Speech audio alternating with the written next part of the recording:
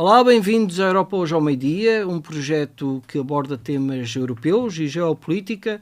Hoje vamos falar de empresas e de internacionalização com o Nuno Morgado, a quem eu agradeço a simpatia de ter vindo até aqui. Mas antes disso, eu gostaria de agradecer aqui ao Luís Dias, que é o anfitrião destes magníficos estúdios. O Luís, para quem não sabe, é aquele que ali está. Eu vou-lhe fazer uma marotice. Olá, Dias, diz qualquer coisa. Nós vamos meter depois na pós-produção. Luís, muito obrigado pela tua simpatia por seres o produtor daqui deste programa. Quanto a si, não saia daí, logo a seguir à introdução, nós vamos para uma conversa, mais uma, que promete.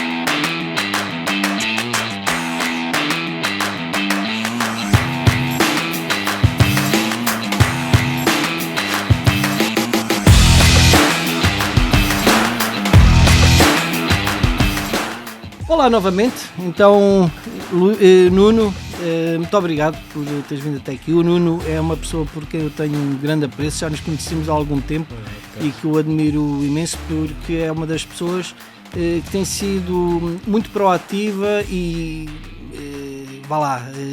como especialista para a internacionalização. Muitas empresas aqui da região e não só têm agradecido o trabalho do Nuno, que foi fundador da API, que é a Associação Portuguesa para a Internacionalização, que está sediada aqui em Leiria. Associação da Ação para a Internacionalização. Pois, tem dois A's. Eu acabo sempre, nunca sei se da ação concreta para as empresas internacionalizadas. Sim, Carlos.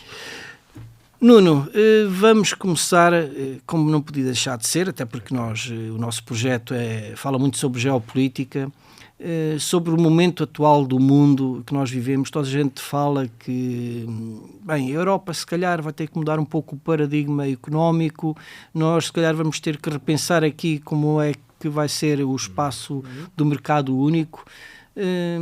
Um empresário que se quer internacionalizar, o que é que pode esperar neste momento? Nos momentos de crise há sempre oportunidades e dificuldades. Surge-nos aí uma oportunidade? Muito bem, Carlos, surge de certeza absoluta. Mas antes, eu acho que nós temos que falar um bocadinho da realidade concreta e o porquê, eventualmente, dessa oportunidade. Senão vamos pensar que esta guerra é uma oportunidade. O que acontece na realidade é que tudo isto antecedente de alguma oportunidade que possa vir a acontecer, temos que ressalvar que o que está a acontecer foi uma guerra propositada por um invasor a um país soberano, e isso nós não podemos deixar de dizer naquilo que é a democracia mundial, digamos assim, que é algo que toda a gente do mundo civilizado tem que estar contra e tem que apoiar aqueles que estão a ser invadidos e não o contrário. Portanto, primeiro temos que perceber exatamente o que é que estamos a tratar, e o que estamos a tratar foi uma invasão de um soberano por parte de um outro país que efetivamente resolveu tomar, digamos, não direi de assalto, mas tomar uma posição, um conjunto de posições desse país. Portanto, o mundo, a determinada altura, parecia estar mais unido do que está hoje.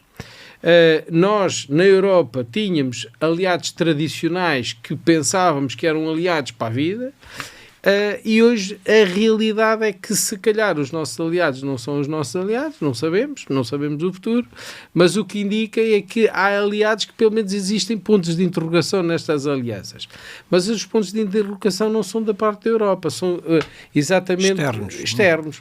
E portanto, o que se levanta aqui é um conjunto de geopolíticas diferentes com esta invasão que faz com que se calhar há um conjunto de alianças que o mundo tinha ou que a Europa tinha com alguns países do mundo que deverão ou estarão a ser hoje neste momento repensadas, ou se não estão a ser repensadas, estão a ser equacionadas. Portanto, a causa e efeito, ela existe. O que está a acontecer, ninguém vai prever o que é que vai acontecer no futuro, porque nós estamos perante uma situação, eu diria, não de ruptura, mas de transformação total daquilo que são as estratégias geopolíticas do mundo em todo lado. Se nós pensarmos só assim, os Estados Unidos, enquanto aliado da Europa na NATO, mas também enquanto países vizinhos que tinha como aliados e que hoje também essa equação está a ser posta em causa, nós estamos a perceber que o mundo daqui a 10 anos, de certeza que estas alianças que existiram até hoje, elas não vão ser iguais. E, portanto, é nesta incerteza que eu penso que vai haver oportunidades de certeza absoluta, e a oportunidade que eu julgo que vai haver é para a Europa olhar para ela própria com aquilo que desempenha no mundo, que sempre desempenhou, ao nível dos seus habitantes, ao nível do seu peso global que tem, e que se calhar nunca olhou para ela própria dessa maneira, mas que agora, Carlos, acho que está a ser obrigada a olhar. Eu não estou só a falar do armamento e não, pois é isto que eu ia perguntar. E vou responder à questão onde é que estão as oportunidades. Não será só armamento, não é? Que essa é evidente, não. E esperemos que não seja tão necessário como aquilo que nós julgamos. Mas o armamento, a questão da corrida ao armamento, e já lá ia, é efetivamente uma oportunidade de desenvolvimento económico da Europa.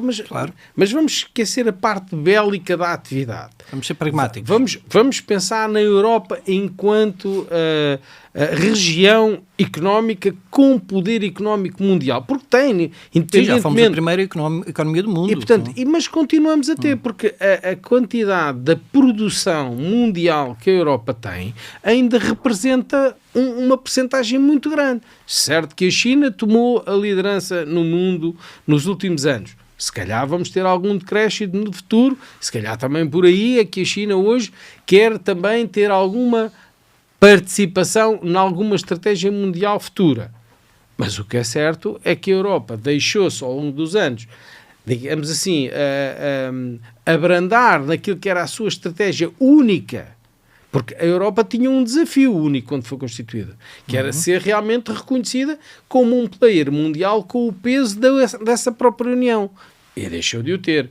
Mas se nós pensarmos no que é que a Europa produz, o que é que os seus habitantes produzem para aquilo que é o contributo da riqueza mundial, ainda estamos a falar, efetivamente, de um grande aglomerado capaz de disputar a economia mundial tal e qual como a economia americana ou como a economia chinesa. Eu acho que isto tem sido o pontapé para a Europa, que até estes anos, até agora, nos últimos 10, 15, 20, esteve um bocadinho fechada dentro dos gabinetes da União Europeia, perceber que tem que haver reformulações claras internamente naquilo que é o desenvolvimento da própria Europa. Será que vai ser pelo o desenvolvimento da parte bélica, da parte do armamento? Pode ser, mas se assim for, toda a economia vai atrás. Nós não nos podemos esquecer que um dos principais setores económicos dos Estados Unidos que alimenta aquela superpotência mundial é efetivamente o armamento. E, portanto, isso veio mal ao mundo pelo fim estratégico, como é óbvio, guerra. Mas a verdade é que pode ser este o rastilho para a Europa efetivamente começar a olhar para ela própria, e o desenvolvimento económico pode vir por aí. Sim, mas uma coisa é a capacidade de produção e como estavas a dizer, óbvio, isso é evidente, é grande na Europa, até porque já houve provas no passado. Outra coisa é, será que somos autossustentáveis? Nós produzimos tudo aquilo que necessitamos para a Europa, para não estarmos tão dependentes de outros mercados externos, ou somos mais especializados, por exemplo, falo da agricultura, por exemplo, embora em alguns países europeus sejam francamente fortes na agricultura, mas será que produzimos todas as necessidades agrícolas para a Europa, ou vamos ter que importar de outros blocos e assim estar mais uma vez nas mãos de externos? Carlos, eu acho que a questão não se põe exatamente assim, porque se nós pensarmos um bocadinho, não há nenhuma região do globo ou nenhum mercado, nem os Estados Unidos, nem a Rússia, nem a China, nenhum deles é autossuficiente para o seu mercado interno. Claro, desculpa interromper-te, mas eu concordo com isso. A questão é que é aquilo que se fala, é que está no tempo da Europa valer por si mesma, não precisamos de mais ninguém. Portanto, gostava... Essa ideia, Carlos, eu não concordo. Completamente errada, não é? Errada, porque o que os Estados Unidos estão a fazer neste momento é dizer exatamente isso. Eu não preciso de ninguém querer desenvolver só aquilo que internamente nós produzimos e dá valor à nossa economia e os outros, e vamos taxar tudo o que entra para desenvolver a nossa economia, só que devagarinho aquelas pessoas que hoje governam aquela nação, aqueles Estados, portanto os Estados Unidos, vão perceber devagarinho, não é só com o Canadá a mostrar-lhes que eles e o México, se também fecharem aquilo que entra nos Estados Unidos vindo daqueles, que aquilo é um problema grave para os Estados Unidos, mas todo o mundo, ou seja, não há nenhum bloco hoje que possa dizer eu vou viver sozinho, não há, até porque as suas sociedades, mesmo a China, vamos pensar que é destes blocos todos, para além da Rússia, o mais fechado internamente no seu mercado, não é? Nós, quando entramos na China, as redes são as redes chinesas, portanto, há ali um bloqueio, um bocadinho, àquilo que é o desenvolvimento de toda a sociedade ao mundo. São abertos, mas para meter no mercado, não para absorver. Exatamente. Mas nós, se entrarmos na China, vamos ver N de marcas, N de produtos que também entram na China. Portanto, a Rússia, a mesma coisa. Eu penso que ainda foi outro dia que vi o Sr. Putin numa entrevista em que se via claramente que o carro era um carro alemão. Portanto, ou seja, respondendo claramente, não há nenhuma economia que, por muito sustentável por si só que seja capaz de viver sozinha dentro dela. Não há nenhuma. A questão da Europa vai um bocadinho mais longe. É que nós deixámos de ter alguma capacidade de nos autoproteger. Isso é outra história. Ok. Especialmente em que setores, para além do automóvel, não é? Que é o que é mais falado. Energia, agrícola, já falámos, as pescas, a saúde. A Europa não lhe falta nada. Deixámos de ser competitivos, na tua opinião. Não temos tanta capacidade produtiva, efetivamente, de petróleos e de outro tipo de produtos, nomeadamente aqueles que a Ucrânia tem, que realmente é a maior potência em fosfatos do mundo, e daí a guerra que nós estamos a ter. A verdade é que temos muitas outras coisas, mas eu digo, não há mais nenhum bloco que seja completamente autossuficiente. Há relativamente pouco tempo escrevi um texto para a Europa hoje ao meio-dia, exatamente sobre esse ponto de vista, mas relativo aos Estados Unidos, em que eu criticava exatamente estas políticas do Trump serem altamente penalizadoras para o futuro dos Estados Unidos, que nós sabemos, até pelas relações internacionais, está na teoria das relações internacionais, que um bloco, um país sem aliados, sem parceiros aliados, torna-se mais fraco. Isso foi amplamente criticado, especialmente nos grupos dos imigrantes nos Estados Unidos, especialmente aqueles mais trumpistas, que falavam, não, isso é um disparate, os Estados Unidos não precisam de ninguém, são extremamente... Isso é também, na tua opinião, completamente falacioso. Os Estados Unidos, com estas políticas protecionistas, podem ter consequências a médio prazo altamente penalizantes para eles, não é? Mas, vamos ver. Porquê que eles importavam os produtos? Era porque alguém os comprava dentro dos Estados Unidos, não é? Vamos ver. Se há agora uma determinação que diz assim, este produto vai ficar mais caro, não é? Portanto, se alguém quiser continuar a comprar esses produtos, vai ter que pagar mais caro. E quem é que vai pagar mais caro? Vão ser os próprios americanos. Portanto, só há duas hipóteses. Se alguém pensou que os americanos não iam comprar esses produtos porque eram mais caros, se calhar pode acontecer haver uma diminuição da compra. Porque aumentaram aquela percentagem das tarifas que entram. Mas quem as vai pagar? Vão ser os próprios americanos, se os comprarem. Mas os outros também aplicam tarifas, já estão a aplicar, inclusive, não é? Como é óbvio. Portanto, mas o que vai acontecer é... Por exemplo, o Canadá, aquela grande cadeia que fez aquele estardalhaço de vir dizer a partir da manhã, a partir da 1h, retiramos todos os produtos americanos das nossas prateleiras, vão fazer de outra maneira, que é dizer assim, nós não vamos pagar mais, porque vamos aumentar as tarifas também a vocês, porque não vamos consumir os vossos produtos. E o que eu estou a dizer é de outra maneira. Se efetivamente os americanos compravam os produtos de outros países e se os vão taxar mais caro à importação, se quiserem continuar a comprá-los, eles próprios é que os vão pagar mais caro, a menos que não os queiram comprar. E por isso eu dizia, não há nenhum bloco que seja completamente dependente, porque a vontade das pessoas de comprar produtos estrangeiros ou nacionais, ela só... não há país nenhum do mundo, e aquele exemplo que eu estava a dar ainda há bocado do Sr. Putin a conduzir um Mercedes, toda a gente tem vontade em ter produtos de todo o mundo. Claro. Não é? E, portanto, esta liberalização, esta globalização do mercado mundial é, do meu ponto de vista, contrária a querer que um mercado funcione dentro de si próprio. Eu acho que é contra. Sim. Já agora só dizer uma coisa que eu acho que há estes novos líderes que nós temos, nomeadamente nos Estados Unidos, e este que já temos há muito tempo na Rússia, mas também, inclusivamente, na Coreia do Norte, e outros, há uma coisa que ainda ninguém entendeu, e mesmo até se calhar um bocadinho, a China entendeu isto, que é, o mundo é só um. E os blocos e as economias só funcionam neste mundo. Há aqui uma economia agora do espaço que o Sr. Elon Musk muito bem está a utilizar. O que eu quero dizer é que o negócio internacional só se vai dar neste planeta. Está bem que mais tarde ou mais cedo vamos começar a ter também negócios com os marcianos. Sim. Certo. Mas o que eu quero dizer é, ora, se é só neste planeta que os blocos vão operar, alguém vai acreditar que algum dos blocos vai estar só a fazer negócio dentro dele próprio? Eu não me acredito. Claro.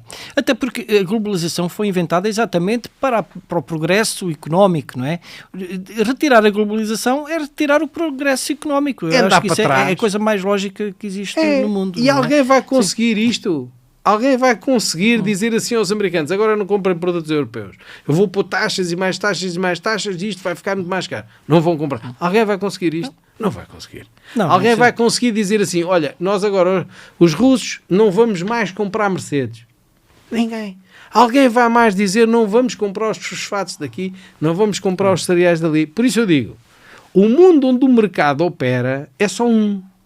Portanto, se é só um, eu não vejo que haja hipótese de não se aproveitar esta globalização de ter pessoas noutro continente a comprar produtos de outro continente, porque isto foi uma vantagem económica para o mundo inteiro, que valeu a multiplicação da riqueza do mundo nos últimos 10 anos, é por 3 ou por 4.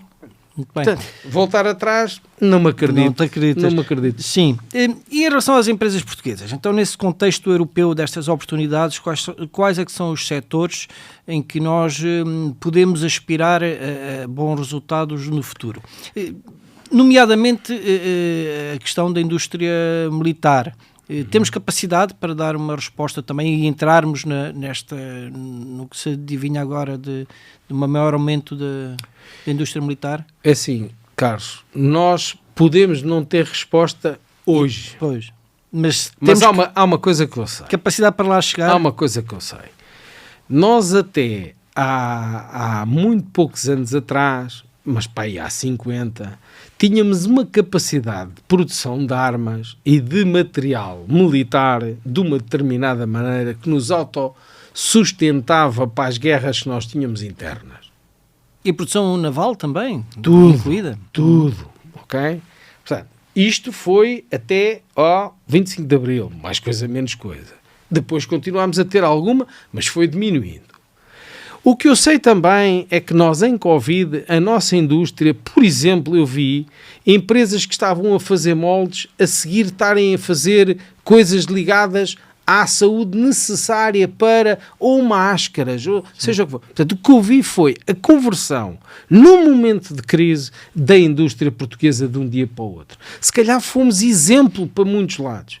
Eu vi indústrias de têxteis a converterem-se a fazer batas para os hospitais, para o mundo inteiro. Portanto, o que é que me choca a mim pensar, ou o que é que me leva a não pensar que a indústria portuguesa, nesta altura, está toda a olhar exatamente para onde está o filão? Onde é que está o filão? Naquele número que foi dado na União Europeia para, efetivamente, para a indústria militar. Mas está Portugal e estão os outros países todos da Europa, não há dúvida. Agora, nós temos capacidade de conversão, já aqui o disse, não é? Quando a gente vê empresas de têxteis de repente a fazer batas, facilmente eu estou a ver uma empresa de têxteis amanhã a fazer uniformes militares. Rapidamente estou a ver uma empresa de moldes que sempre fez bancos para a indústria automóvel a fazer bancos para tanques. Quer dizer, portanto, eu acredito que esta necessidade da Europa e este investimento que vai existir vai trazer à nossa competitividade na indústria do armamento outra vez uma posição diferente daquela que tínhamos. Porquê? Porque nós hoje estamos evoluídos na nossa indústria como não estávamos antigamente. Portanto, ou seja, se nós participarmos e tivermos a capacidade de participar nesse investimento que vai ser feito no rearmamento da Europa, eu estou em crer que os nossos industriais têm capacidade de se reorganizar, de utilizar as suas competências ao serviço dessa mesma indústria. Portanto, eu penso que assim devagarinho está aí o negócio. Devagarinho. Mas eu também penso de outra maneira. Que não será devagar demais? Portugal já nos mostrou que quando é para fazer, faz de um dia para o outro. E esse exemplo do Covid, nós tivemos empresas que um dia estavam a fazer batas e que no outro dia estavam a fazer aqueles fatos de proteção. Sim, mas isto não tinha uma perspectiva tão para exportação, era mais para consumo não interno. Também para exportação. Nós exportámos muito do que fizemos aqui Covid. Ou seja, mas o que eu quero salientar é que a indústria tem essa capacidade de reconversão num minuto. Certo, mas eu quando estive lá fora, na embaixada em Oslo, e como sabes, eu estive muito ligado também por necessidade de funções ao ICEP, etc., e às câmaras de comércio de outros países com os quais nós tínhamos também interesses.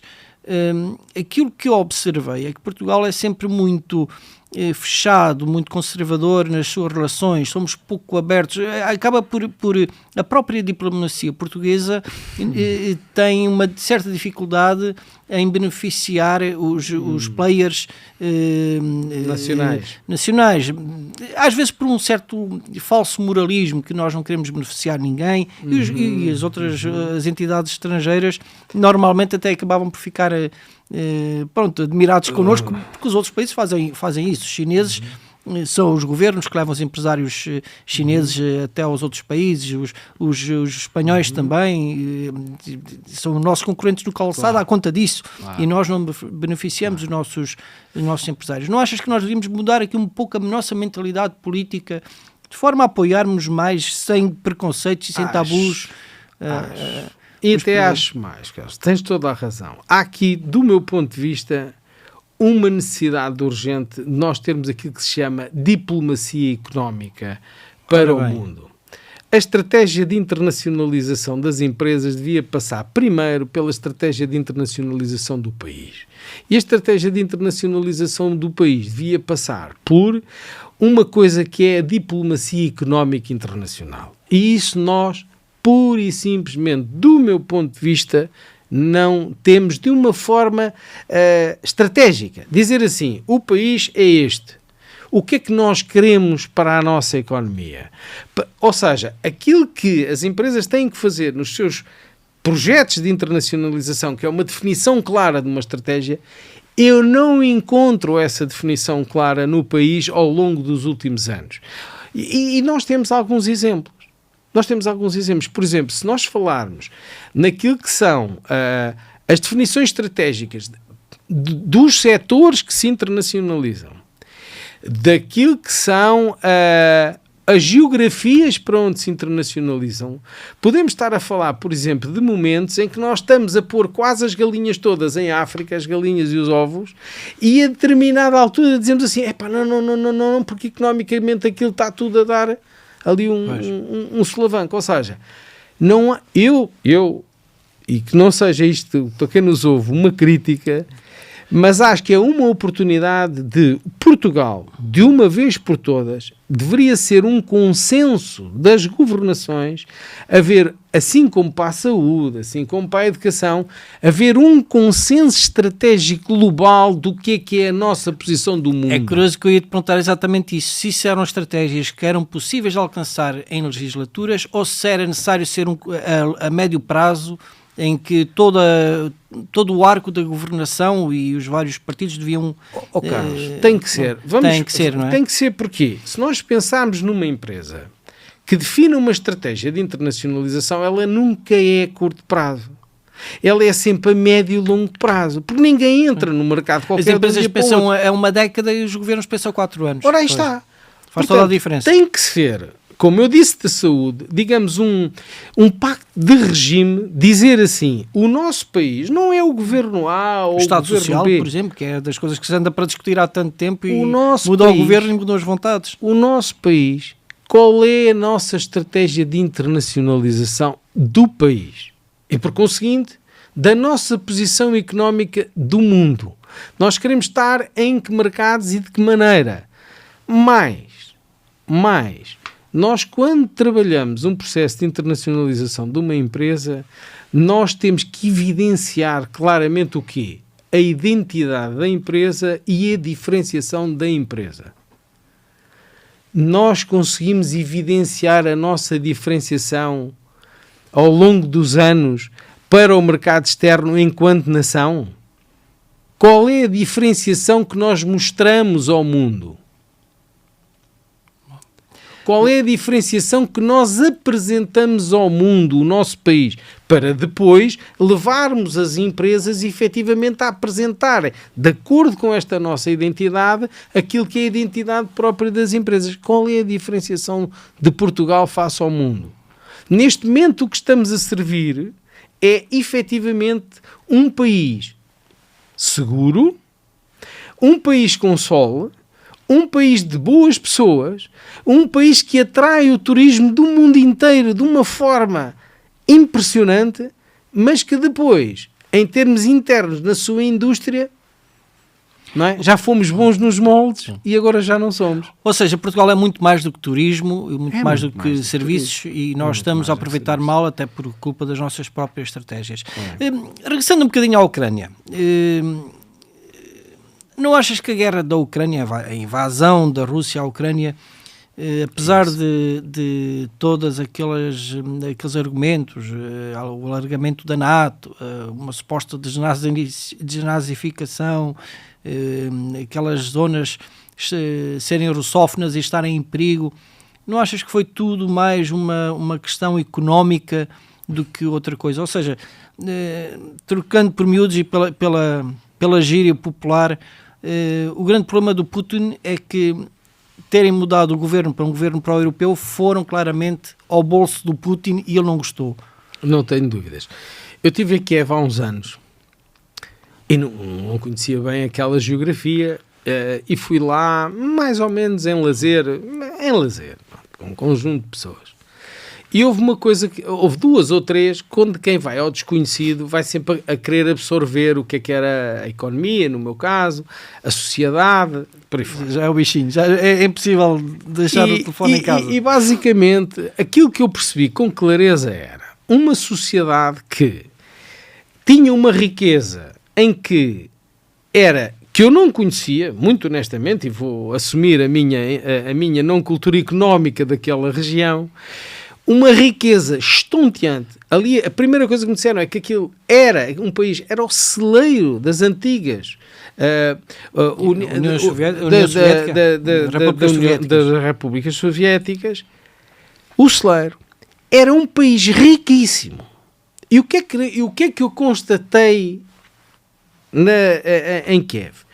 É que era um país riquíssimo, mas que, por exemplo, as condições de vida das pessoas eram baixíssimas. Eram relativamente baixas de um Estado social, socialista, que se percebia com muita clareza. Os carros eram todos idênticos, os ladas muito velhos, as habitações eram todas idênticas. Portanto, havia um nível de vida, naquele tempo que eu lá fui, muito abaixo daquilo que nós vemos na União Europeia. Agora, o que é que eu também vi? Por exemplo, num semáforo, estavam 10 ladas e de repente aparecia o último carro da Mercedes, o último Jeep, com mais não sei quantos. Aquilo que me foi dito com clareza, depois às minhas perguntas, é que a sociedade económica era governada apenas por 10% da população, que se calhar não era propriamente ucraniana. Ou seja, já se estava a falar que aquele país, daquilo que eu tirei a conclusão, é que ela era governada por alguém, pelas oligarquias. E aquilo via-se claramente na sociedade. Claramente. Ora, quando esta guerra aconteceu, eu percebi claramente, pronto, a governação, como tu disseste muito bem, era muito mais pró-europeia. E, portanto, percebeu-se claramente que aquele poder daquela riqueza iria desaparecer naquela sociedade que estava a ser governada ou estava a ser, digamos assim, retirada àqueles oligarcas. Isto percebeu-se. E, portanto, esta guerra só existiu por causa disto. Para tentar proteger, e é o que se está a tentar fazer, tirar de lá o Zelensky para lá pôr outro, para, no fundo, distribuir aquela riqueza. Sim, eu estou convencido disso. Mas isto é mais evidente ainda. A Europa apoiou aquela proteção, aquele Estado soberano. Os Estados Unidos também. Outros países também.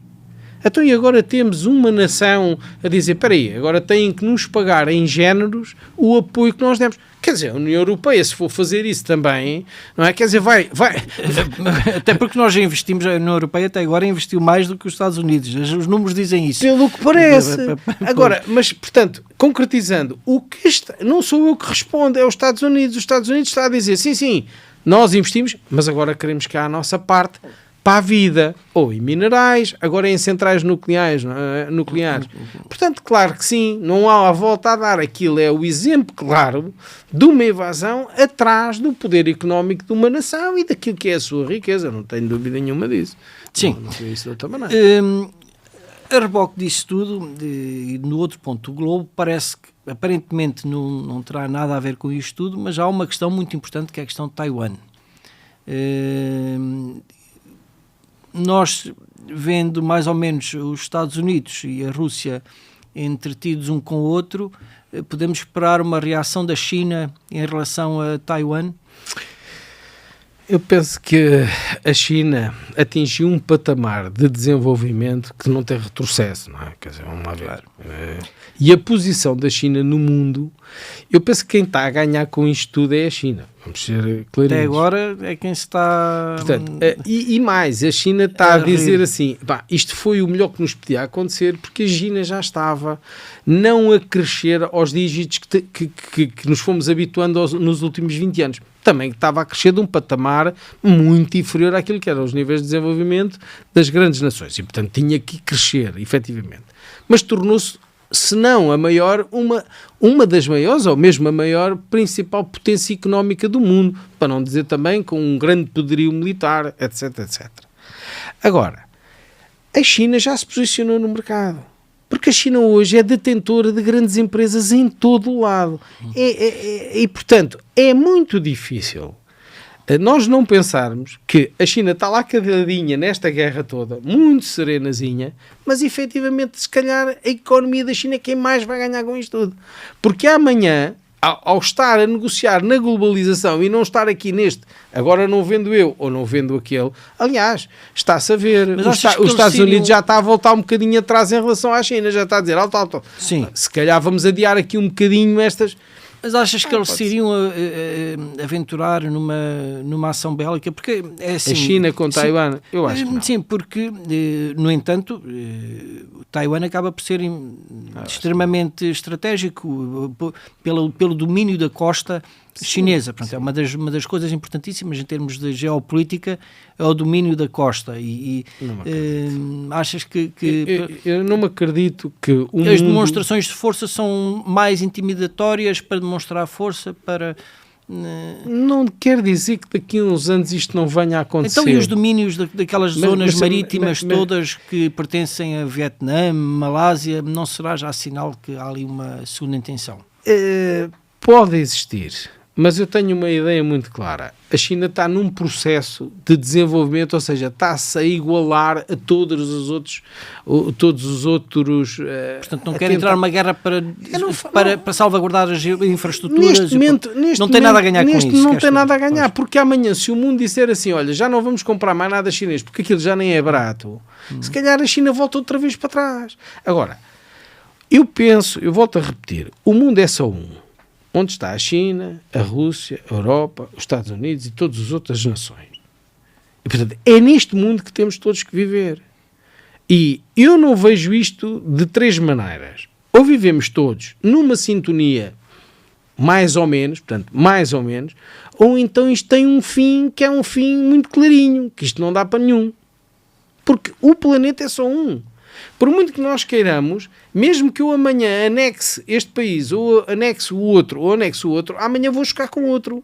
Porque isto vai, a menos que fique só um. Portanto, eu não me acredito nessa, nem na hegemonia.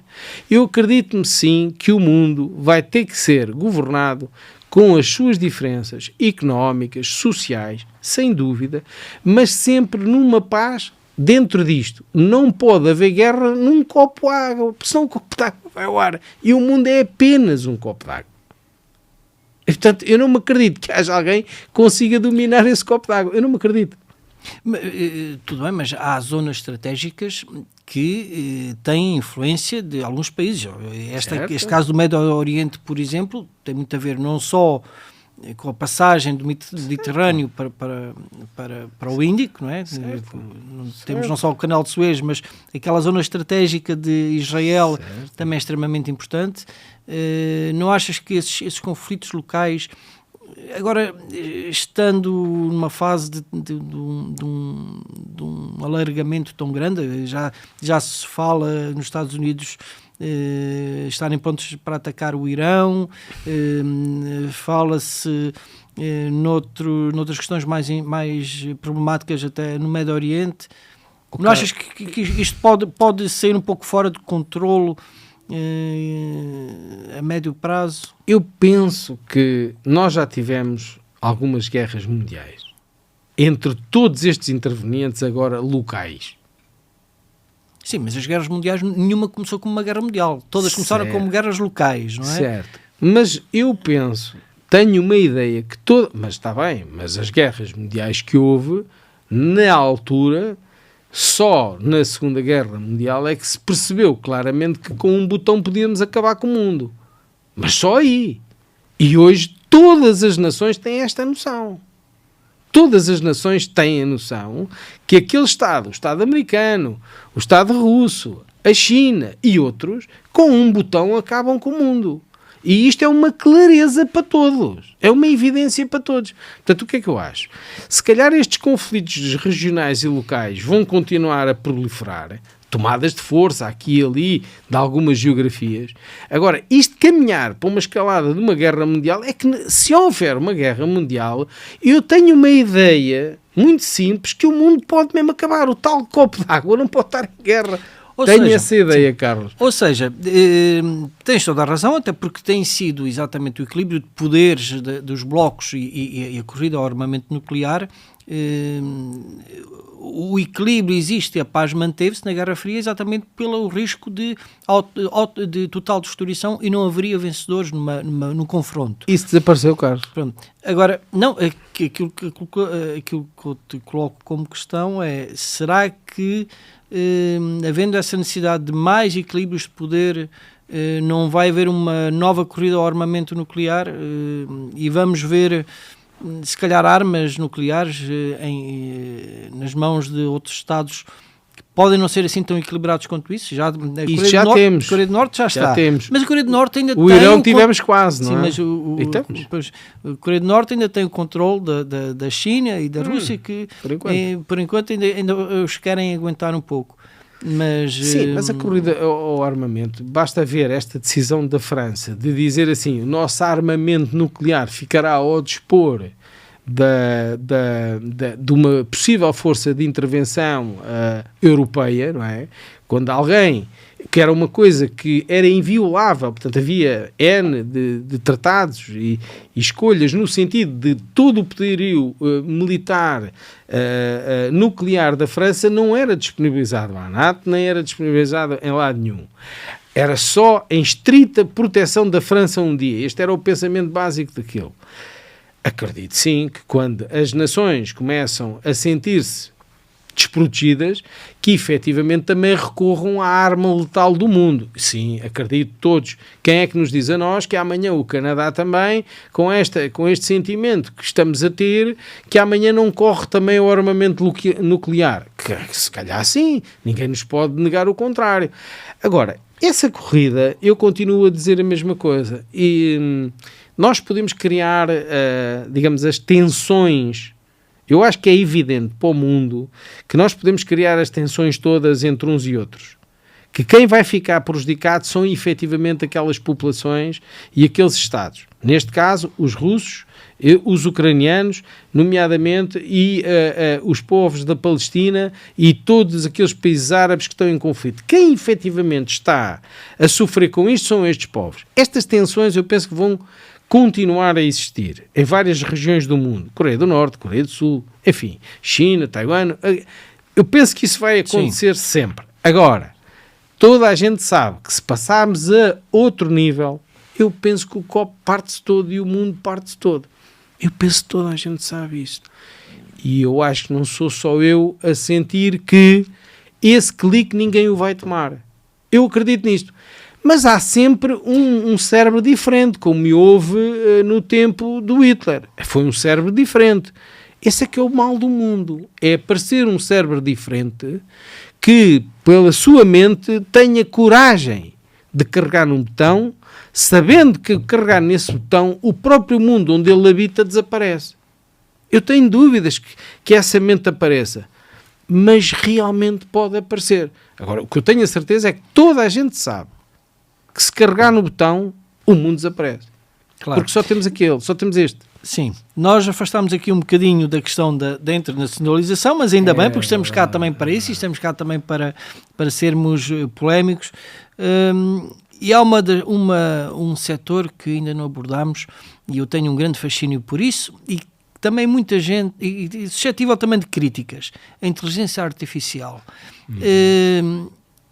É um setor específico ou é uma realidade adaptável a qualquer um dos setores da indústria, dos serviços? Isso é uma questão muito, muito gira. A indústria artificial faz-me lembrar um bocadinho com o aparecimento do computador em massa. Faz-me lembrar um bocadinho. Por acaso ontem tivemos uma conferência da API sobre esse tema. Há quem diga que é a quarta revolução. Portanto, foi a agrícola, a industrial, a digital possível, e agora a gente só consegue falar da revolução depois dela acontecer. Mas vamos sentir isso dessa maneira e respondendo claramente. Eu penso que a inteligência artificial já hoje ela é adaptada a todos os setores. Todos. Do outro dia uns colegas estavam a fazer um trabalho e eu estava a dizer a um jovem que saiu há pouco tempo da faculdade, com muitas competências, é certo, e um rapaz maravilhoso, estava a dizer, mas ele já faz isto. E alguém me diz assim, queres ver como é que isto se faz? Isto para mim, isto fez-me lembrar quando apareceu, por exemplo, quando apareceu o Windows. Só para te dar o mote para aquilo que vais dizer, há aquela frase que dizem que a inteligência artificial vai fazer com que muita gente fique desempregado. Isso é verdade, mas se não souberem dominar a inteligência artificial, um dos desempregados vai ser você. Portanto, é nesse sentido que estavas a falar, não é? É exatamente como quando apareceu o computador, como apareceu o Windows, como apareceu a robótica, isto vai toda a gente ficar desempregada. Eu não sei, mas eu na realidade que tenho vivido com os meus 57 anos, só houve um momento em que o desemprego, nomeadamente em Portugal, atingiu índice acima dos 15%. Foi em 2012, à volta disto, em 2012 ou 2013, depois da guerra do subprime, que Portugal teve ali aquele abanão muito grande. Houve ali uma altura em que tivemos realmente neste estádio. Mas esse estádio não foi por nenhuma revolução que aconteceu. Se calhar foi por uma revolução económica. Agora, o que eu quero dizer é, sim, a inteligência artificial já hoje é adaptada a qualquer setor. Não vale a pena pensarmos que vamos passar ao lado dela. Não vale a pena ninguém pensar que amanhã não vai estar a utilizar isto. porque eu penso que ela vai fazer parte do nosso dia-a-dia tal e qual como o computador, tal e qual como o Windows, tal e qual como a minha mãe hoje com 83 anos a fazer chamadas e videochamadas com o WhatsApp, e com o Messenger e com tudo mais, que se me perguntassem assim há 15 anos atrás, então mas a sua mãe vai pegar naquilo e vai fazer videochamadas com os netos? Pois, eu dizia que não. Mas também não imaginava que a globalização também se passava nas famílias, nessa altura. E, portanto, eu não imaginava que a minha mãe teria essa necessidade, muito menos ela. E a realidade é que ela hoje utiliza todas essas ferramentas. Inteligência artificial, eu espero que ela dure mais uns aninhos para um dia destes também ter que ter a necessidade de utilizar. Não te assusta até onde é que a inteligência artificial pode ir? Não. Em termos de decisões, em termos inclusive de algumas dinâmicas que pode tornar alguns automatismos que se podem criar? Não, porque lá está, eu tenho a felicidade de ter crescido e ter chegado à minha idade de hoje passando por alguns desenvolvimentos. E alguns desenvolvimentos tecnológicos. Portanto, eu comecei a trabalhar num banco onde não havia nenhum meio digital de comunicação. Não havia nenhum meio de comunicação à distância. O que tínhamos, desculpem, era o Telex. Era o que estávamos a tratar. Portanto, eu tive a felicidade de vir em toda a minha atividade profissional e pessoal a ver a revolução de tudo. Nós não tínhamos um Windows, nós não tínhamos um processador de texto. Isto na banca, eu costumo perguntar às vezes até aos meus alunos como é que se fazia a conferência de uma assinatura na madeira de um cheque de Portugal, ou um cheque de Leiria. Como é que se fazia isto? E a invenção começa. Portanto, o que eu quero dizer é, na altura também toda a gente se assustava com tudo. Por exemplo, as calculadoras para utilizar nos testes. Ai não, porque os meninos vão perder a capacidade da inteligência. Verificou-se isso? Jamais. Portanto, estes medos que nós temos... eu penso que não sabe, agora a maior parte não sabe fazer contas, é um facto, mas se calhar sabe fazer outras coisas, Carlos, que nós não sabemos fazer, não é?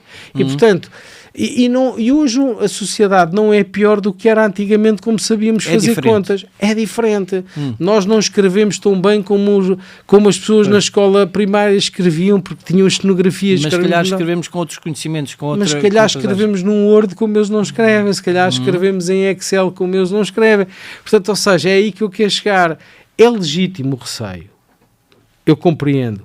Mas eu, pessoalmente, como já ouvi tantos desses receios em tantas tecnologias que ao longo da minha vida apareceram, que eu hoje atrevo-me a dizer é só mais um receio e que não vai acontecer nada de mal ao mundo. Antes, pelo contrário, do meu ponto de vista, vai acontecer coisas também, boas. embora haja setores que têm que se adaptar, de facto, porque senão estarão em riscos, e isso é que me preocupa, não estarem conscientes de que isto pode haver uma mudança nos setores deles e estarem desatentos.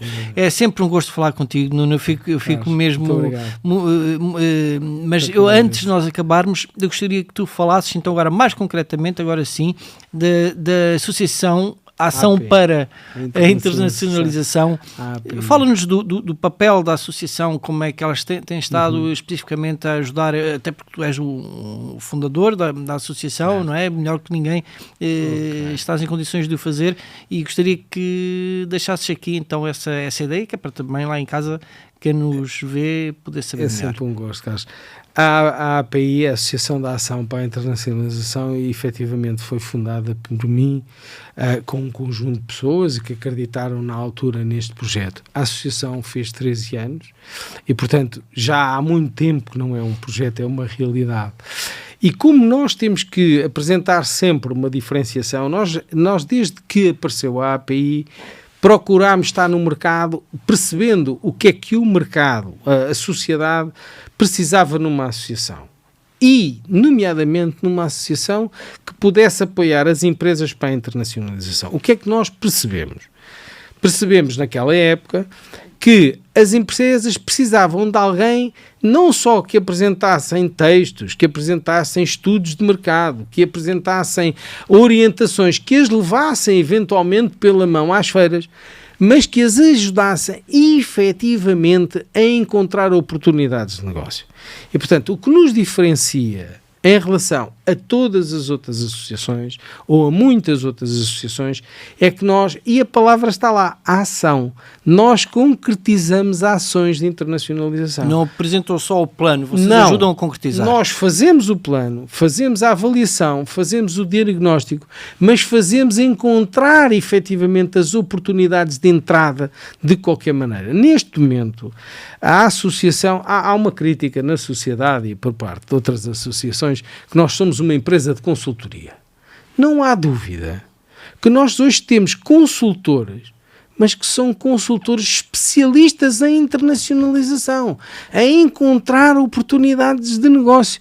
E o que nos diferencia dessas associações é exatamente isto, é que estamos todos os dias, neste momento a associação trabalha para cerca de 15 países diferentes, já trabalhou para quase todos os países do mundo, neste momento trabalha para 12 empresas em permanência na procura de oportunidades, naquilo que são os seus processos de internacionalização. Portanto, resumindo, o que é que nós fazemos? Nós identificamos as oportunidades das empresas se internacionalizarem, identificamos as suas necessidades, identificamos os seus pontos de melhoria. Ponto 1, fase inicial. Depois definimos a estratégia para internacionalizar com as empresas e depois estamos com elas no mercado a encontrar as oportunidades de negócio. Temos hoje... Todo mundo. Temos hoje empresas a concretizar negócios todos os meses de ações concretas de oportunidades de negócio que os tais consultores especialistas em internacionalização fazem todos os dias para as nossas empresas do distrito e do país. Não querendo abusar aqui, nem aproveitar a oportunidade de estares aqui para deixares aqui informação preciosa, mas se eu fosse empresário e quisesse investir, ter oportunidades num grande país, não destes países, Estados Unidos, Canadá, os mais evidentes, país africano, um país que ninguém fala, qual é que seria aquele mais esquisito que me poderias aqui apresentar? Dizer, olha, ninguém se lembrou deste, mas Carlos, experimentem. Há um momento, quando nós estamos nas empresas, que é sempre este. O empresário pergunta, então, mas para que país é que nós devemos internacionalizar? Vou-te ser franco, foi o primeiro desafio que tivemos com a primeira empresa, já lá vão 13 anos, como eu disse, para darmos esta resposta que é o mais desafiante. E responder qual é o mercado que existem mais oportunidades, ou que podemos dizer, isto era não dar uma resposta séria, porque depende da empresa que estamos a tratar, claro. Depende do setor que estamos a tratar. Mas vamos falar de países africanos que eu tenha alguma consideração no seu desenvolvimento e que nós apostamos em termos de desenvolvimento para as empresas. E explico porquê. Senegal, um país estável. Não podemos dizer que sempre foi estável, mas é efetivamente um país em crescimento. É um país que demonstra alguma tranquilidade social e económica. E, portanto, com alguma riqueza e com alguma necessidade de desenvolvimento. Portanto, sem dúvida, nós também temos muitas pessoas a falar francês. Se calhar é uma aposta. Isto como mercado com alguma potencialidade africano, me perguntaste. Outro, agora, porque nós temos sempre esta tendência de apontar um país com mais potencial económico e outro menos. Para quê? Para fazer aqui o contraponto. Cabo Verde é um país perfeitamente tranquilo, de uma cultura muito próxima da nossa, com uma sociedade assente nos nossos princípios, na educação, na justiça, na economia, que é muito fácil nós contribuirmos para o desenvolvimento daquela sociedade. Não é por nada que uma das minhas empresas abriu lá uma empresa, que é a Lecil, e estamos em vias de intensificar o nosso trabalho com uma parceria local em Cabo Verde. É um destino que temos que ter a noção que é um mercado curto, não é um mercado com a riqueza, nomeadamente, que tem Angola, Por isso é que pouca gente olha para este mercado. Nós temos sempre esta tendência de criar riqueza ou acrescentar valor muito rapidamente. Pois, mas o rápido, temos um risco maior. Se calhar o mais tranquilo, temos um risco menor. E, portanto, eu digo, Senegal, Cabo Verde. E o contrário, nunca houve nenhuma empresa que lá tivesse chegado e tivesse condições de se internacionalizar para um país que vocês nem nunca vos passaria para a cabeça. Aliás, qual é que foi o país mais esquisito que vos foi requisitado lá na África? O primeiro, um dos primeiros processos que nós participámos de internacionalização era no setor da pedra. E realmente é uma pergunta, tu parece que estás a adivinhar, é uma pergunta muito interessante no nosso percurso, porque um dos primeiros projetos que tivemos nesse trabalho, o que estava em cima da mesa, entre outros países, para nós trabalharmos era Nigéria e Guiné Equatorial. Estávamos a tratar do visto da Nigéria Equatorial quando representa o primeiro caso de ébola na Nigéria. Na Nigéria. Estávamos a tratar do visto. Alguém também viu a mesma notícia e cancelou a nossa participação. Mas ficámos com a Guiné Equatorial. Realmente foi o maior desafio que nós tivemos, porque nós nessa altura não fizemos o trabalho que nós hoje exigimos que seja feito para a entrada no mercado, que é um conhecimento muito próximo, mesmo sem estar lá, da realidade local. E não há dúvida que nós, quando aterramos na Guiné Equatorial, nós não fazíamos a mínima ideia do ambiente económico, do ambiente político, do ambiente social e até de outros ambientes que a Guiné Equatorial tinha. Foi realmente uma pergunta que eu fiz a mim mesmo quando lá cheguei. O que é que eu estou aqui a fazer? E por isso eu aprendi, quando hoje estamos no início de um projeto de internacionalização para as empresas, perceber claramente que a empresa tem que saber que aquele país, se é efetivamente algo que está enquadrado também na cultura da própria empresa, porque se não tiver não vale a pena. E a Guiné Equatorial não se enquadrava claramente em nada culturalmente parecido connosco. Portanto, nós teríamos muita dificuldade em fazer negócios naquele país. Ou seja, não como é se só... mostrou com Sim. algumas empresas que lá tiveram. Okay, mas também não é só nos países com grande potencial que se fazem bons negócios, mas também com aqueles com grandes carências, como há pouco estavas a dizer. Né?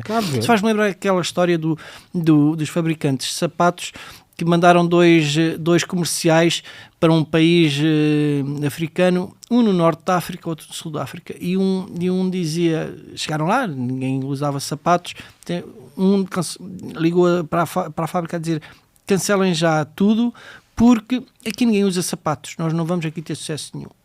Estava no sul, olhou toda a gente sem sapatos, ligou para a fábrica, para vocês aumentem já a produção o mais possível, aqui ninguém usa sapatos, toda a gente está a precisar de sapatos, nós vamos fartar-nos de vender. Portanto, acaba um pouco de ser também nessa lógica, não é? Eu aprendi uma coisa há muitos anos atrás, mais na minha área financeira, que se chama cobertura de posição. Aquilo utiliza-se naquilo que nós conhecemos mais, e foi aí que eu aprendi nos mercados económicos, na cobertura de posição de moeda, cobertura de posição de taxas de juros, etc, etc. E eu aplico isso em toda a minha vida. E no negócio, em clareza. E nos processos de internacionalização também. O que é cobertura de posição? É nós podermos trabalhar um mercado que nós até pensamos, lá está, compram muitos sapatos e vamos efetivamente com toda a nossa bateria, com todo o nosso investimento àquele mercado, mas também se calhar ir a outro mercado que a gente vê que toda a gente anda descalço, culturalmente eles querem andar descalços, mas se calhar um dia também querem comprar sapatos. O que é que eu estou a cobrir? A possibilidade de vender muito e me enganar e a possibilidade de não vender nada e de me enganar. Entre uma e outra, isto no meio, eu vou ter negócio de certeza absoluta. E foi isto que eu aprendi na vida. Muito e portanto bem. é isso que nós fazemos. Carlos. Ótimo. Nuno, olha, um gosto enorme de não só ter contado com a tua sapiência em termos de internacionalização e em termos económicos, mas também com a tua excelente opinião sobre a geopolítica, que também é algo que nos interessa aqui neste espaço. Até uma próxima oportunidade, quem sabe que daqui a uns tempos não voltamos a conversar exatamente aqui. Obrigado, Carlos. Quanto a si, olha, muito obrigado por terem estado aí mais uma vez. Já sabem, partilhem Europa Hoje ao meio-dia, e estamos cá também para responder às vossas dúvidas, às vossas questões. Por vezes somos um pouco polémicos, é exatamente para isso, para nos ajudar dentro da polémica a pensar, a refletir e quem sabe aprender um pouco mais. Espero que se tenha divertido. Até um próximo programa.